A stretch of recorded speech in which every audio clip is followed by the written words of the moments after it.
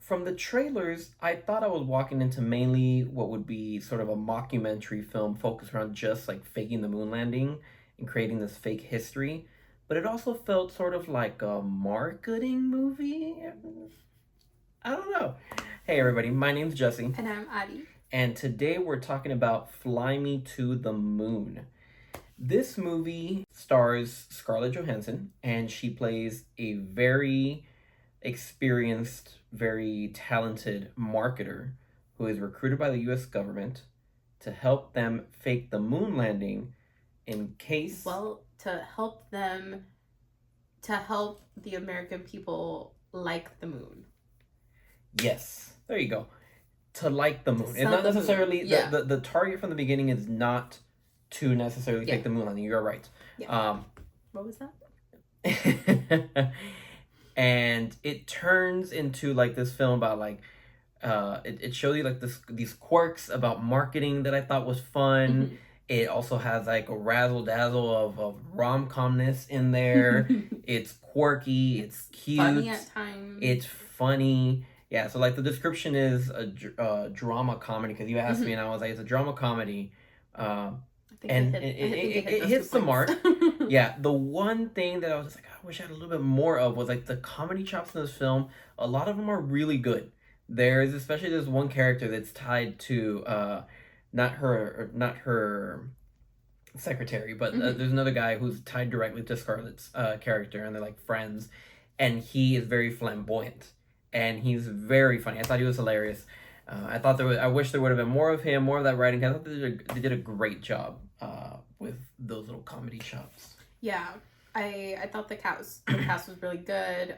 You didn't mention Channing Tatum, but he's also yes, a lead. He is in the film. He's also a lead in the film. He plays the launch director of the Apollo 11 mission, and who else was there? Ray Romano. He's like a supporting character in the space station section. He has a title. He works. He's I forgot what his title is, but he works hand in hand. Like he's Channing's right hand man. Yeah, and then Woody Harrelson, and you get like a couple of like, I wouldn't say surprise characters. I forgot the guy's name. That senator. I know who you're talking about. He's from like Legally Blonde. He's the professor. Yeah, he also came out in Schitt's Creek, huh? Yes. Yeah, he's a guy. He does a bunch of supporting roles. If you see him and you notice him, he was see recognizable. Yeah. But I thought they did a great job at like casting the people. Scarlett Johansson's very like cunning and sly and like flirty, but like gets things done. And Channing Tatum has a lot of like facial expressions with just like tensing his jaw or like looking off to the side. So I think they picked the right people for the right roles.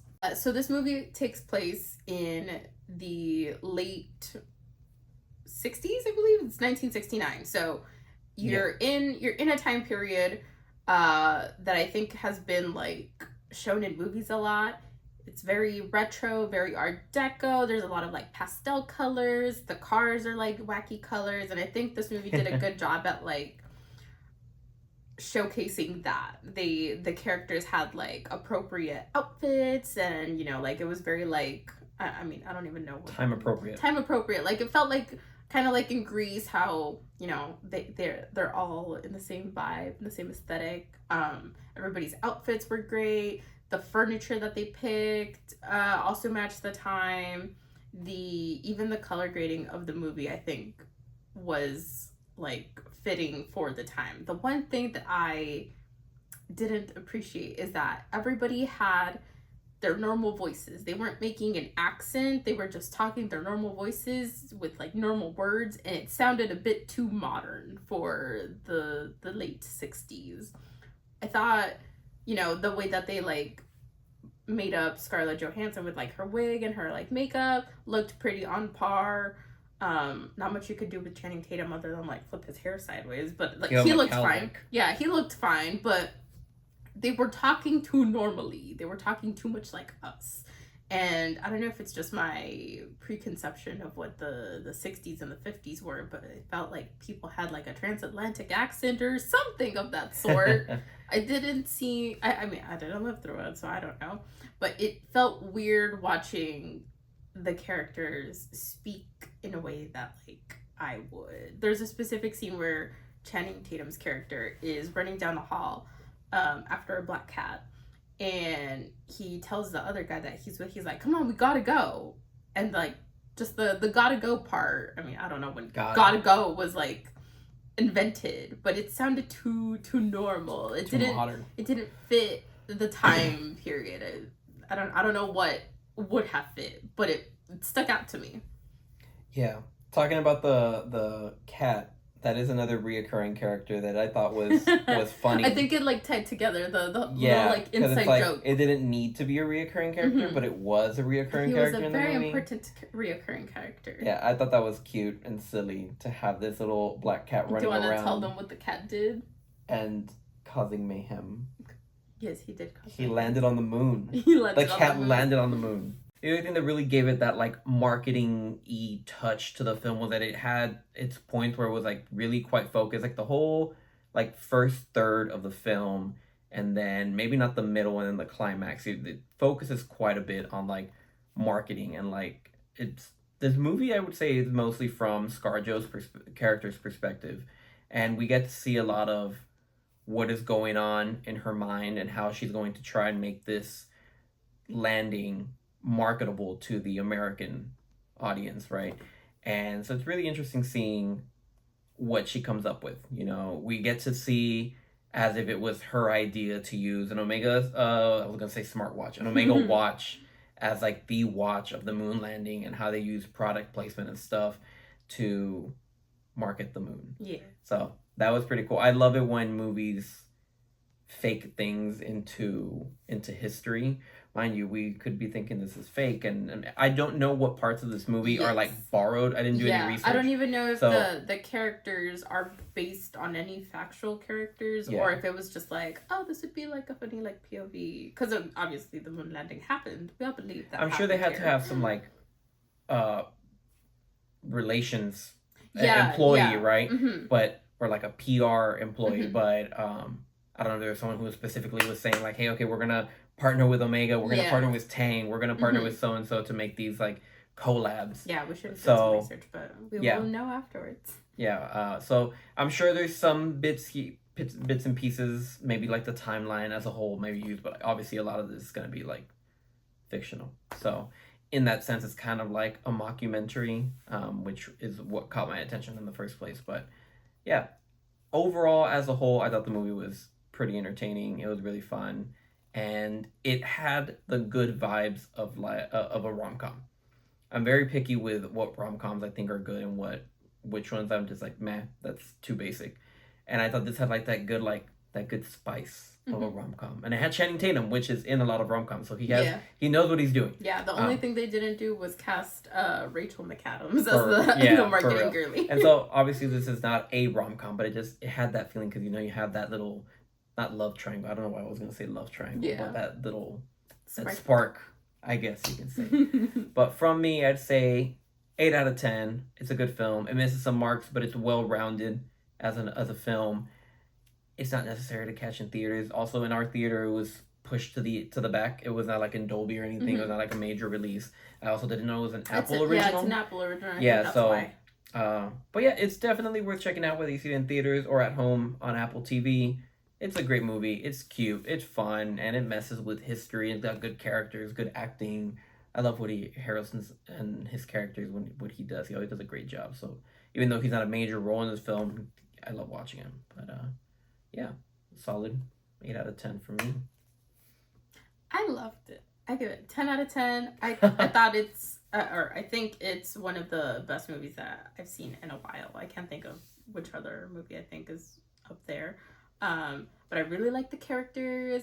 I love when characters have some sort of like traumatic background that makes them like mysterious, and you get like peppered details of information throughout the movie.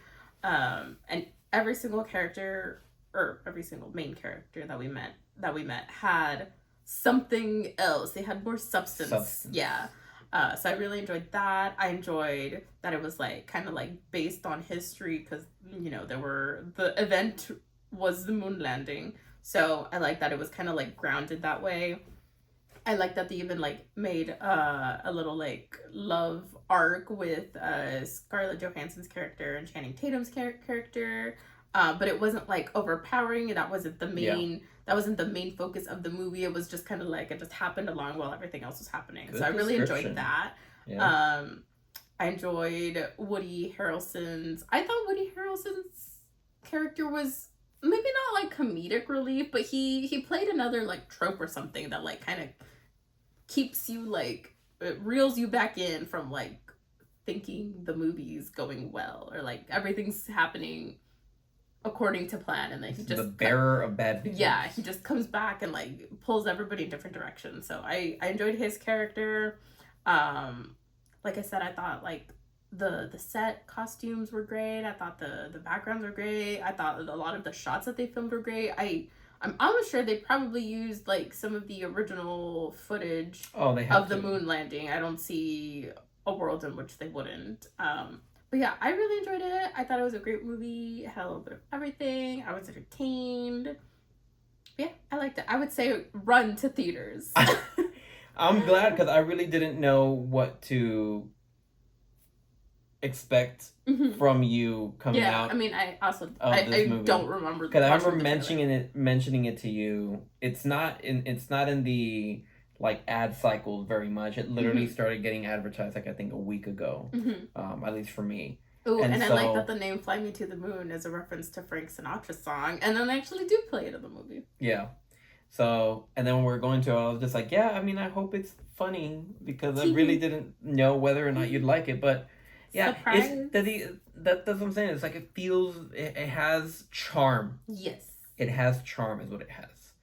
So, although I didn't give it a solid 10 out of 10, I do still think it's a very good film. That was great. It was entertaining. It was very, very cute. It feels like a feel-good film where, like, I'd want to, like, if I'm having, like, a gloomy day, I'd want to, like, sit down and just watch it. Have some wine or something. But it was super cute. I loved it. Definitely check it out. Worth watching, whether at home or in theaters. But you could also run to theaters. But yeah, if you do check it out, let us know what you think in the comments down below. Till next time.